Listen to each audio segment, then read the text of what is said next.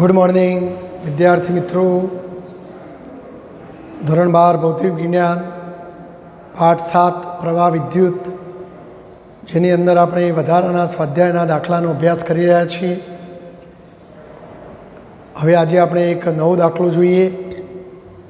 7.25 મિત્રો, બોર્ડની 2020ની પૂરક પરીક્ષામાં આ એક્ઝામ્પલ 4 ગુણમાં વિદ્યાર્થીઓને પૂછવામાં આવેલું.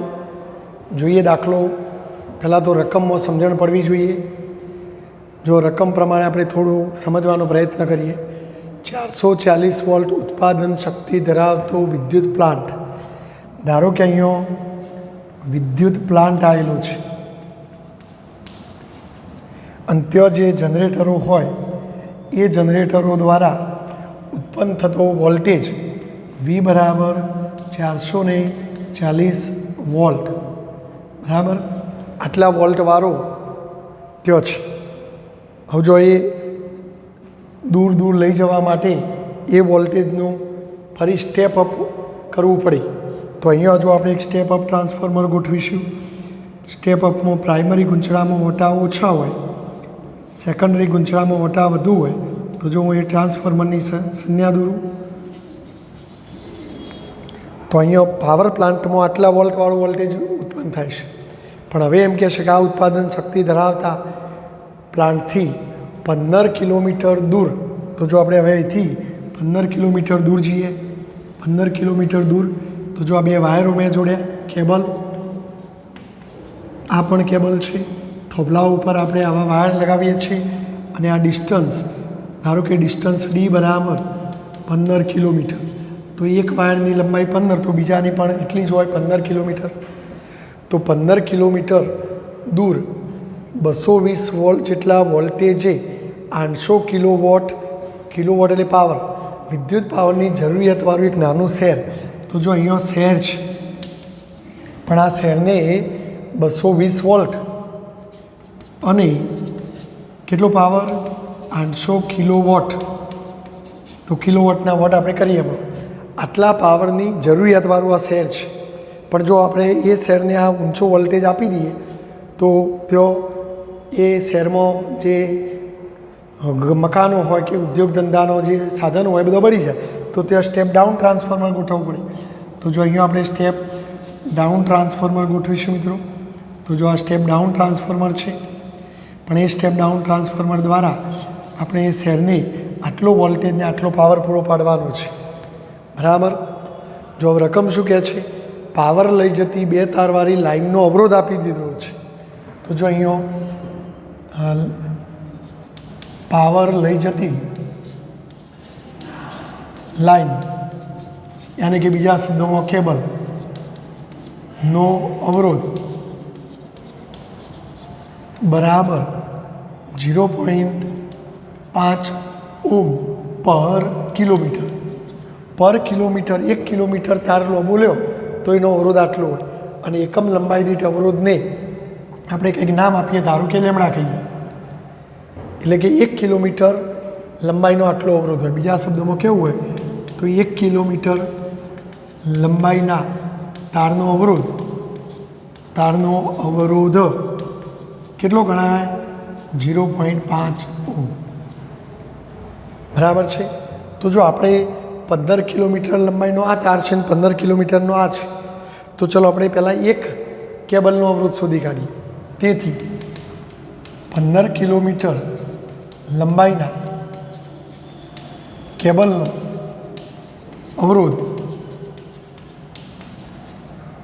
બરાબર, તો જો એકમ લંબાઈનો અવરોધ લેમડા, તો આપણે D લંબાઈનો કેટલો, બરાબર, અથવા 15 કિલોમીટર લંબાઈનો કેટલો, તો 15 લેમડા. પરિણામે 15 અને લેમડાની કિંમત 0.5 એટલે 1/2, એટલે 7.5 ઓમ થાય. પણ આપણે આવી કેટલી લાઈનો છે મિત્રો, 2. જો રકમમાં પણ કીધું છે 2 તારની લાઈનનો ઉપયોગ કરેલો છે. તો તેથી 2 તારની લાઈનનો કુલ અવરોધ કેટલો, તો 2 તારવાળી લાઈનનો કુલ અવરોધ બરાબર 1/7.5 બીજાનો 7.5 એટલે 15 ઓહ્મ થશે. બોલો રાઈટ. તો આ તારનો 15 ઓહ્મ અવરોધ થશે. હવે જો આ પાવર સ્ટેશન જેને મળતો પાવર આ શહેરને મળતો પાવર કેટલો છે? 8000 કિલોવોટ છે. તો જો આપણે શહેરને મળતો પાવર P બરાબર 800 કિલોવોટ. કિલોવોટના વોટ કરો તો 800 ગુણ્યા 10³ 800 ગુણ્યા 10³ દેટ મીન્સ 8 ગુણ્યા 10⁵ વોટ. તો શહેરને મળતો પાવર આટલો છે, બરાબર. શહેરને મળતો વોલ્ટેજ આટલો છે. પણ જો હવે એ શહેરમાં જે સબસ્ટેશન આવેલું છે, એ સબસ્ટેશને આવેલા 4000 પછી લીટું 220 વોલ્ટ. એનો મતલબ શું કે અહીંયા જે ટ્રાન્સફોર્મર છે એ 4000 વોલ્ટનું 220 વોલ્ટમાં રૂપાંતરણ કરે છે. એટલે શહેરને 220 વોલ્ટ મળે છે, પણ એ અહીંથી આવતો હશે 4000 હશે.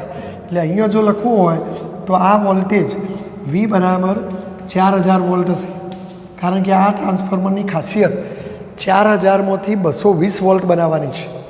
તો એનો મતલબ કે આ કેબલમાં જે પાવર આવી રહ્યો છે એ પાવર અહીંયા આવશે તો અહીં કેટલો વોલ્ટેજ મળશે? 4000 વોલ્ટ, બરાબર છે. અને પછી આ ટ્રાન્સફોર્મર 4000 વોલ્ટનું 220 વોલ્ટમાં રૂપાંતરણ કરશે, કારણ કે આ એવું કહેવા માગે છે આ સ્ટેપ ડાઉન ટ્રાન્સફોર્મર. આ કયું હોય? સ્ટેપ ડાઉન ટ્રાન્સફોર્મર છે, જે 4000 વોલ્ટનું 220 વોલ્ટમાં રૂપાંતરણ કરે છે. જ્યારે પાવર આ જે હોય કયું હોય મિત્રો? આ સ્ટેપ અપ હોય. સ્ટેપ અપ જે 440નું કંઈક વધારે વોલ્ટેજમાં રૂપાંતરણ કરતું છે. તો જો અહીંયા આવતો વોલ્ટેજ 4000 વોલ્ટ છે. ચલો આ કેબલનો અવરોધ તમને ખબર પડી ગયો. તો જો આપણે આવું કહીશું કે શહેર આગળનું ટ્રાન્સફોર્મર માં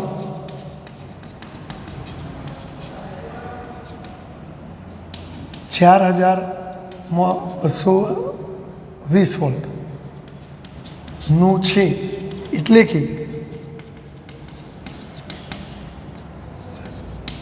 લાઈન દ્વારા ત્યાં સુધી આવતો વોલ્ટેજ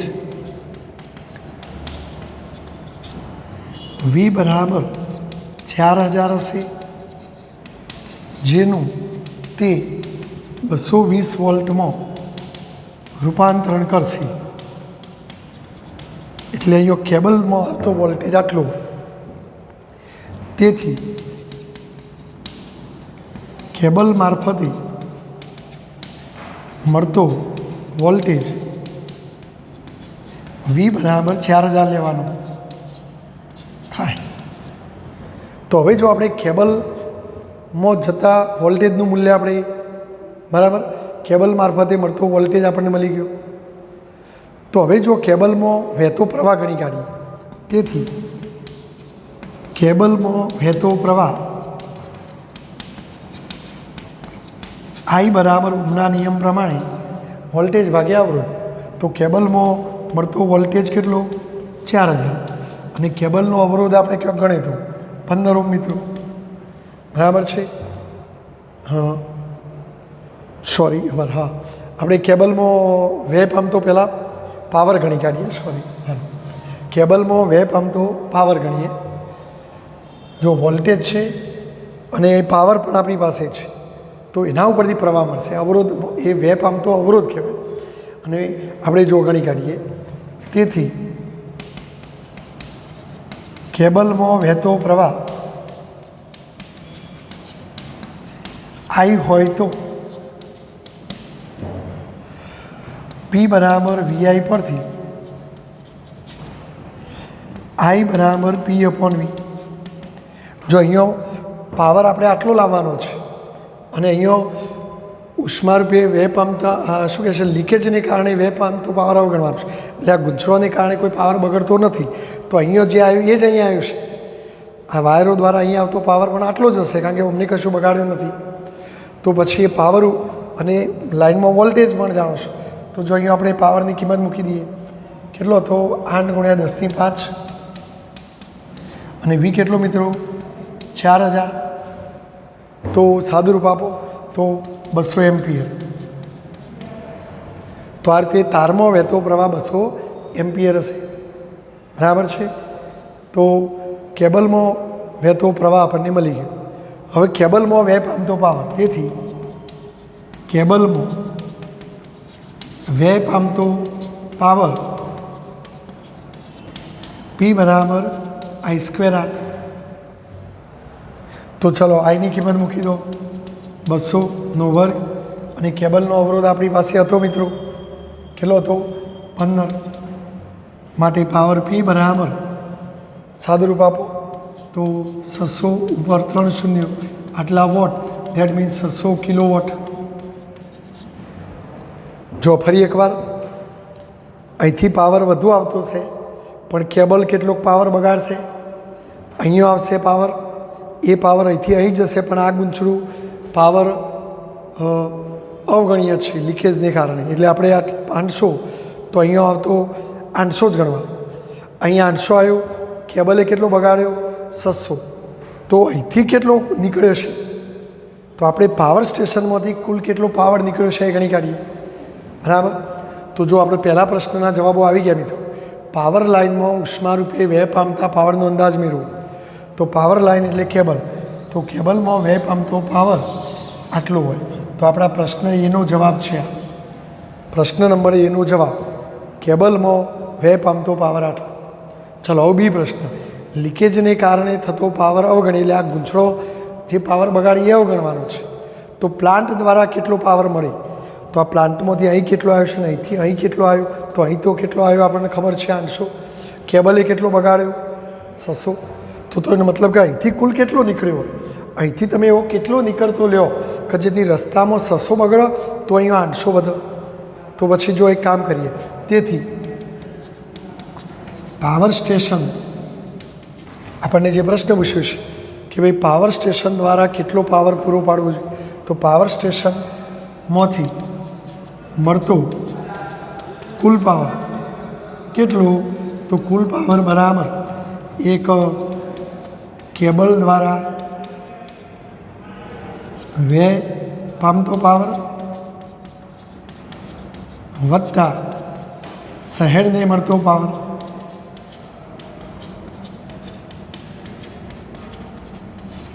તો ચલો કેબલે કેટલો બગાડ્યો મિત્રો 600 કિલોવોટ, અને શહેરને કેટલો મળતો હતો 800, એટલે કુલ 1400 વોટ,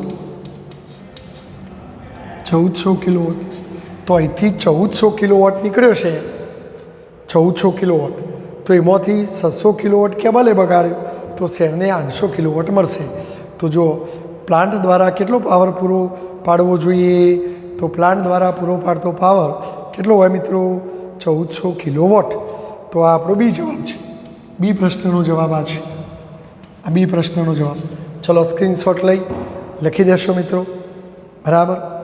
જો હવે મિત્રો બીજી વાત કે અહીંયા 220 વોલ્ટ આવ્યો, આ ટ્રાન્સફોર્મરમાં 4000 વોલ્ટ હતું, તો કેબલમાં પણ કંઈક વોલ્ટેજ ડ્રોપ થાય, તો કેબલમાં કેટલો વોલ્ટેજ ડ્રોપ થયો એ પણ ગણી કાઢીએ।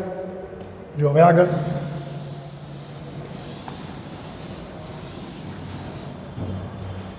ચલો કેબલમાં થતો વોલ્ટેજ ડ્રોપ, વોલ્ટ એટલે જૂલ પર કુલમ વિદ્યુતભારની કેટલી ઉર્જા કેબલમાં વેડફાઈ જાય, તો કેબલમાં થતો વોલ્ટેજ ડ્રોપ V બરાબર IR, V બરાબર IR, કારણ કે કેબલમાં વહેતો પ્રવાહ તમે જાણો છો 200, અને કેબલનો અવરોધ પણ જાણો છો, તો કેબલનો અવરોધ આપણે ગણે તો કેટલો તો 15, તો 15 દુ 3000 વોલ્ટ। તો મિત્રો જો અહીંયા 4000 વોલ્ટ મળે છે, તો અહીંથી એવો કેટલો નીકળ્યો હોય તો પછી અહીં 4000 બચે, તો કેબલે કેટલો બગાડ્યો 3000, અને હવે વધશે કેટલો 4, તો કુલ 4 ને 3 7, અહીંથી 7000 નીકળ્યો હોય તો રસ્તામાં 3000 વપરાઈ જાય, તો એવું હોય 4000 વધે। તો પછી પાવર સ્ટેશનમાં આ ગૌણ ગુંચળામાં જે વોલ્ટેજ મળતો છે એ 7000 હોવો જોઈએ મિત્રો। તો પછી આપણે કહીશું, તેથી પાવર સ્ટેશનના ટ્રાન્સફોર્મરના ગૌણ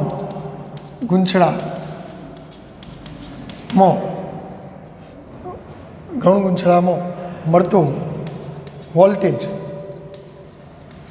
બરાબર કેટલું? તો અહીંયા કેટલો મળ્યો? 4000. અને રસ્તામાં વાયરે કેટલો બગાડ્યો? 3000. માટે કુલ 7000. તો અહીંયા તમને 7000 મળવો જોઈએ મિત્રો. અહીં કેટલો મળવો જોઈએ? 7000. તો અહીં 7000 વોલ્ટ મળે તો એ 7000માંથી રસ્તામાં કેટલો વોલ્ટ બગડે? તો રસ્તામાં બગડતો વોલ્ટેજ 3000. રસ્તામાં બગડતો પાવર કેટલો હતો? 600. આ કેબલનો છે જે આપણે ગણી ચૂક્યા. તો જો 7000 વોલ્ટ મળ્યો એમાંથી 3000 વેડફાઈ ગયો તો અહીં 4000 પહોંચે. પછી 4000નું 220 વોલ્ટ કરશે આ ટ્રાન્સફોર્મર. જ્યારે આ ટ્રાન્સફોર્મર વિદ્યુત પાવર સ્ટેશનમાં 440 વોલ્ટ ઉત્પન્ન થતું હતું તો પછી જે ટ્રાન્સફોર્મર ગોઠવવું પડે 440માંથી 7000 કરે એવું ગોઠવવું પડે તો જે 7000માંથી 3000 રસ્તામાં વપરાઈ જાય હોય 4000 મળે. તો પછી આપણને પ્રશ્ન પૂછ્યો કે પ્લાન્ટ પાસે જરૂરી જે સ્ટેપ અપ ટ્રાન્સફોર્મર છે એની લાક્ષણિકતા જણાવો. તો આપણે આવું કહી શકીએ તો પ્લાન્ટ એટલે કે પાવર સ્ટેશન પાસે રહેલું સ્ટેપ અપ ટ્રાન્સફોર્મર 440 વોલ્ટનું 7000 વોલ્ટ બનાવે તેવું હોવું જોઈએ. તો આપણે અહીંયા સ્ટેપ અપ ટ્રાન્સફોર્મર એવું ગોઠવક છે 440માંથી 7000 બનાવે. 7000માંથી 3000 કેબલમાં વપરાય હોય 4000. અહીંયા સ્ટેપ ડાઉન હોય એ પાછું 4000માંથી 220 બનાવે. ચલો કેબલમાં વેપ આમ તો પાવર કેટલો? 600 જે આપણે ગણી કાઢ્યું. કેબલમાં વેપ આમ તો વોલ્ટેજ કેટલો? તો એ પણ આપણે ગણી કાઢ્યું 3000. તો આ રીતે આપણે આ એક્ઝામ્પલ ગણાય. આ એની લાક્ષણિકતા. ચલો સ્ક્રીનશોટ લઈ લખી દેશો મિત્રો.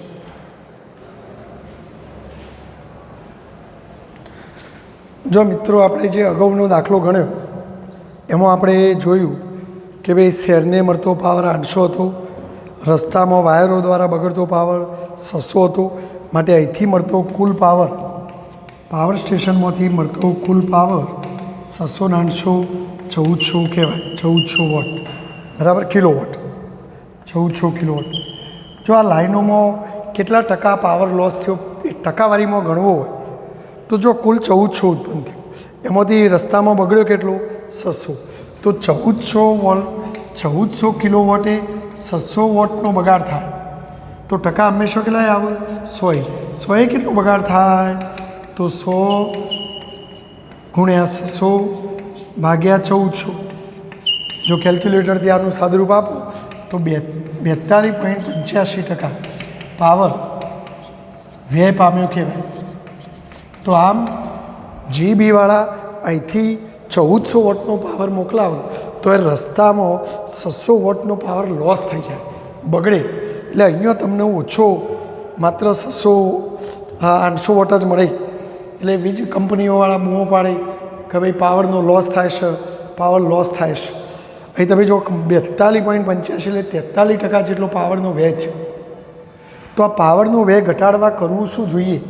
અને એ માટે તમને આ નવા દાખલામાં થોડી ચર્ચા કરી છે કે સ્વાધ્યાયમાં જે 7.25માં જે વાત કરી હતી તમે એમાં તમે અગાઉ જે ટ્રાન્સફોર્મર વાપરેલું અહીંયા જે ટ્રાન્સફોર્મર વાપરેલો એ ટ્રાન્સફોર્મરમાં અહીંયા યાદ કરો 4000માંથી 220 વોલ્ટ કરી આપતું હતું. જ્યારે હવે એના બદલે 40000માંથી 220 વોલ્ટ કરવું છે. એટલે આ જે 4000 વોલ્ટ હતું એના બદલે તમે કેટલું લ્યો? 40000 વોલ્ટ. તો 40000 વોલ્ટમાંથી 220 વોલ્ટ કરવું છે. તો એનો ઉપયોગ કરવામાં આવે તો પહેલા પ્રશ્નમાં જે બધા જવાબો તમે મેળવ્યા હતા એ બધા આમાં ફરી મેળવો. તો જો પહેલા પ્રશ્નમાં આપણે કેબલનો અવરોધ શોધેલો. કેટલો આવ્યો તો મિત્રો? કેબલનો અવરોધ 15 ઓમ આવેલો. હવે જો અહીંયા કેબલનો અવરોધ 15 ઓમ તો તમને મળી ગયો છે, બરાબર છે, ખ્યાલ આવી ગયો. હવે આપણે કેબલમાં વહેતો પ્રવાહ ગણી કાઢીએ. ચલો અહીં કેટલા વોલ્ટેજ લાવવાના છે? 40,000 વોલ્ટ. તો હવે જો શહેર આગળનું ટ્રાન્સફોર્મર કયું લેવાનું છે તમારે? 40,000 વોલ્ટમાંથી 220 વોલ્ટ વાળું છે. તેથી કેબલમાંથી મળતો વોલ્ટેજ V બરાબર 40,000 વોલ્ટ થાય. એટલે કેબલમાંથી 40,000 વોલ્ટ આવે અને 40,000નું 220 વોલ્ટ આ ટ્રાન્સફોર્મર કરો. તો આવું જો અહીંથી જે તાર છે એ તારનો અવરોધ જાણો છો, મળતો વોલ્ટેજ જાણો છો, તો પછી કેબલમાં વહેતો પ્રવાહ. તો ચાલો આપણે સૌથી પહેલાં કેબલમાં વહેતો પ્રવાહ ગણી નાખીએ. તો કેબલમાં વહેતો પ્રવાહ I બરાબર પાવર P બરાબર VI પરથી I બરાબર P/V. જો અહીંયા પાવર તો પેલું શેર એના જ છે એટલે 800 કિલોવોટ એટલે 800 ગુણ્યા 10⁻³ વોટ એના દાખલાની રકમ લે. પણ વીની કિંમત તમે પેલી જે 4,000 લેતા હતા એના બદલે 40,000 એટલે પેલો પ્રવાહ 200 એમ્પિયર આવતો હતો એના બદલે 20 એમ્પિયર આવશે. ચલો હવે એના ઉપરથી કેબલમાં વેહ પામતો પાવર ગણી કાઢીએ. કેબલમાં વેહ પામતો પાવર જે અવરોધને કારણે વેહ પામે તો પાવર P બરાબર I²R. તો 20² × R15. તો આ તમારો જવાબ આવશે 6,000 વોટ. પણ આપણે કિલોમાં લઈએ તો 6 કિલોવોટ. તો જે પહેલા દાખલામાં અહીંયા 600 કિલોવોટ બગડતો તો એના બદલે હવે 6 કિલોવોટ કેબલમાં વેહ પામશે. બરાબર છે. ચલો કેબલમાં વેહ પામતો પાવર આવી ગયો. તો ચલો અહીં જો શેરને કેટલો પહોંચાડવાનો છે? 800. કેબલ રસ્તામાં કેટલો બગાડશે? 6. તો અહીંથી કેટલો નીકળે કે જેથી 6 બગડ્યા પછી 800 વધે? તો પાવર સ્ટેશનમાંથી મળતો કુલ પાવર ગણી કાઢીએ. તેથી પાવર સ્ટેશનમાંથી મળતો કુલ પાવર, તો આ પાવર શોધવો તો પેલો શહેરને મળતો પાવર વત્તા કેબલ એ બગાડેલો, કેબલમાં વેહ પામતો પાવર. તો જો કેબલે કેટલો બગાડે તો 6 અને શેરને કેટલો મળે છે મિત્રો? 800. માટે કુલ 806. એટલે તમારા પાવર સ્ટેશનમાંથી તમને 806 વોટ પાવર મળે કિલોવોટ. તો રસ્તામાં કેબલ 6 બગાડે અને શેરને કેટલો મળે? 800 મળે. એટલે 806 વોટ મળવો જોઈએ. તો આ પાવર સ્ટેશનમાંથી મળતો પાવર આવે મિત્રો. કેબલ એ બગાડેલો પાવર આટલો, કેબલમાં વહેતો પ્રવાહ આટલો. ચલો ઓકે, ખ્યાલ આવી ગયો. ચલો એ રીતે કેબલમાં વેહ પામતો વોલ્ટેજ ગણીએ. ચલો કેબલમાં વેહ પામતો વોલ્ટેજ ડ્રોપ તો V બરાબર IR. તો ચલો આઈની કિંમત 20, કેબલનો અવરોધ 15, તો 15 × 2 = 30 એટલે 300 વોલ્ટ. તો કેબલમાં કેટલું વોલ્ટેજ બગડે? 300. પણ જો અહીં 40,000 આવે છે, હવે 40,000 આવે છે અને રસ્તામાં 300 બગડે તો અહીંથી કેટલો નીકળે? તો અહીંથી જે પેલામાં 7,000 આવતો તો એના બદલે કેટલું? તો પાવર સ્ટેશનના ગૌણ ગુંચળામાંથી મળતો વોલ્ટેજ કેટલો? તો એ વોલ્ટેજ કેટલો હોય? તો પાવર સ્ટેશન આરે વોલ્ટેજ 40,000 વત્તા પેલો રસ્તામાં કેટલો આવ્યો મિત્રો? 300. માટે આ જવાબ આવશે 40,300 વોલ્ટ. તો આમ અહીંયા તમારે 40,300 વોલ્ટ મળવો જોઈએ મિત્રો. તો મિત્રો જો અહીંયા 40,000 વોલ્ટ મળે છે, કેબલ એ રસ્તામાં કેટલો બગાડ્યો? 300. તો અહીંયા તમને કેટલો મળવો જોઈએ? 40,300 વોલ્ટ મળવો જોઈએ. તો આપણે અહીંયા જે ટ્રાન્સફોર્મર હતું એ 440માંથી 40,300 વોલ્ટ બનાવે એવું જોઈએ. આમ પાવર સ્ટેશનમાં રહેલું સ્ટેપ અપ ટ્રાન્સફોર્મર 440 વોલ્ટનું 40,300 વોલ્ટમાં રૂપાંતરણ કરે તેવું હોવું જોઈએ. બરાબર છે. તો આ રીતે તમારું આ ટ્રાન્સફોર્મર આવું હોવું જોઈએ કે જે 440માંથી 40,300 વોલ્ટમાં રૂપાંતરણ કરે એ ટાઈપનું હોવું જોઈએ. બોલો, ખ્યાલ આવ્યો? જો હવે આપણે પેલો પાવરનો વે ગણીએ તો જો હવે સ્ક્રીનશોટ લઈને લખી દેજો આટલું મિત્રો. જો હવે મિત્રો જો અહીંયા કેટલો પાવર મળ્યો મિત્રો? 806 એટલે 806 એટલે 806 વોટમાંથી રસ્તામાં બગડ્યો 6. તો કેટલા ટકા બગડ્યો? તો જો પાવર સ્ટેશનમાંથી મળતો પાવર બરાબર 800 કિલોવોટ, કેબલ દ્વારા વ્યય પામતો પાવર 6 કિલોવોટ. તેથી વ્યય પામતો પાવર ટકાવારીમાં શોધીએ. વ્યય પામતો પાવર ટકામાં તો જો 806 એ રસ્તામાં કેટલો બગડ્યો? 6. તો જો એ 800 બધા તો ટકા હંમેશા કેટલા હોય? 100. તો કેટલું આવશે મિત્રો? 6 × 100/806. તો જો આનું તમે સાદુરૂપ આપો તો આ જવાબ તમારો બહુ ઓછો આવશે. એ લગભગ કેલ્ક્યુલેટરથી આપણે ગણવું જોઈએ. તો જો 600/806 તો 0.74% આવે છે.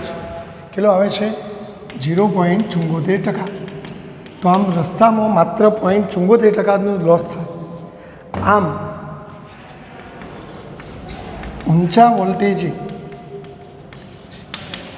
ટ્રાન્સમિશન કરવાથી પાવરનો વ્યય ઘટાડી શકાય.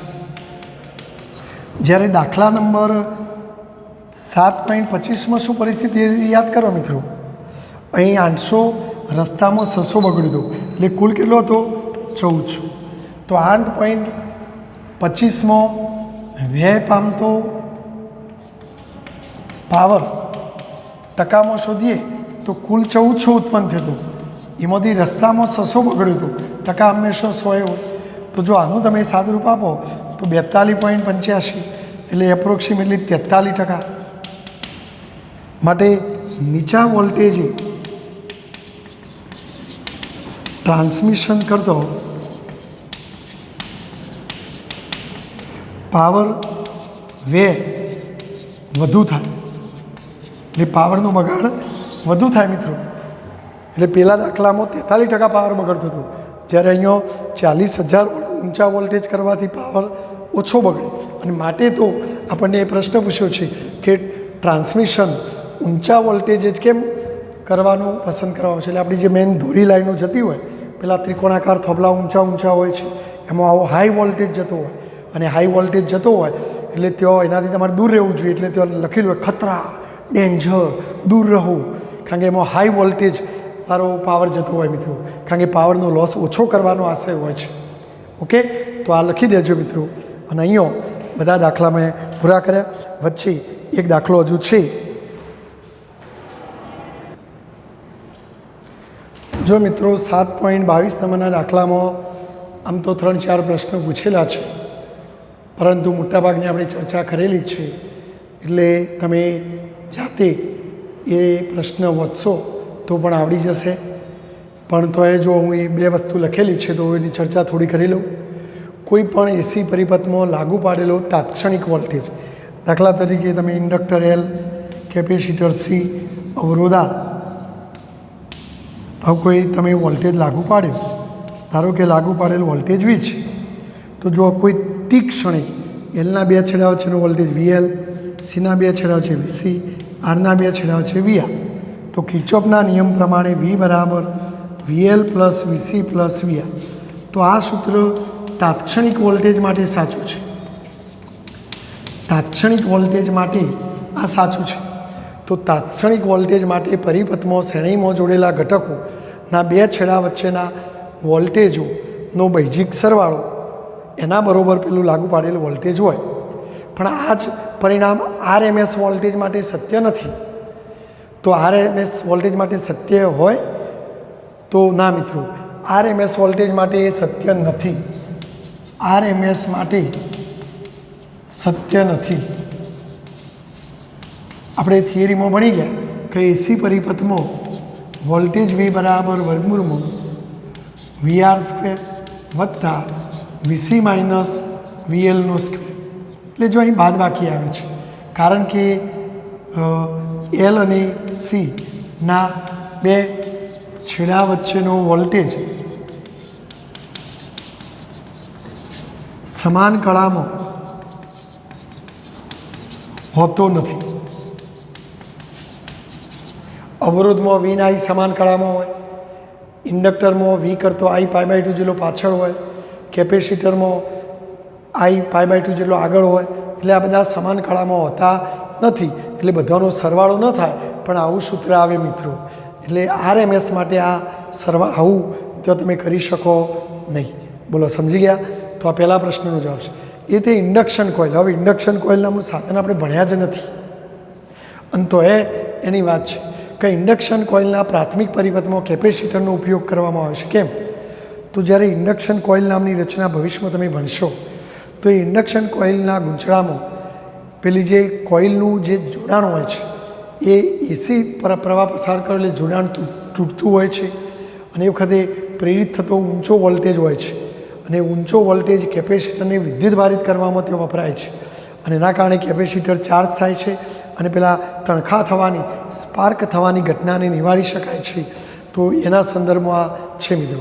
ચલો, એ સિવાયના સી, ડી અને ઈ પણ એ તમને આવડી જશે. બરાબર? ડીસીમાં આવૃત્તિ ના હોય, એસીમાં આવૃત્તિ હોય. એ ધ્યાનમાં રાખીને તમારે એની વાતો સમજવાની. કુમાર મોડર્ન કે એવી કોઈ અન્ય સાહિત્યમાં એ પ્રશ્નો વાંચશો, તમને ખ્યાલ આવી જશે.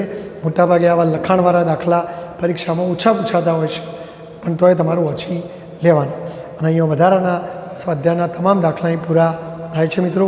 બધાએ આ લેક્ચરો જોઈ અને તમારે નોટની અંદર દાખલા ગણી નાખવાના અને તૈયાર કરી દેવાના. ન કરે નારાયણ. અને વધારાના સ્વાધ્યાયમાંથી જો પરીક્ષામાં, બોર્ડની પરીક્ષામાં પૂછાય તો આપણને અઘરું ન પડે એ માટે તૈયાર કરવું જરૂરી છે. આમ તો તમે સ્વાધ્યાયના અને ઉદાહરણના દાખલા ઉપર વધારે ફોકસ કરજો. આ વધારાના સ્વાધ્યાય ઓછા તૈયાર કરજો, પણ કરજો તો ખરા જ. નહીં કરો એવું હું કહેતો નથી. બરાબર? ચલો, બેસ્ટ ઓફ લક.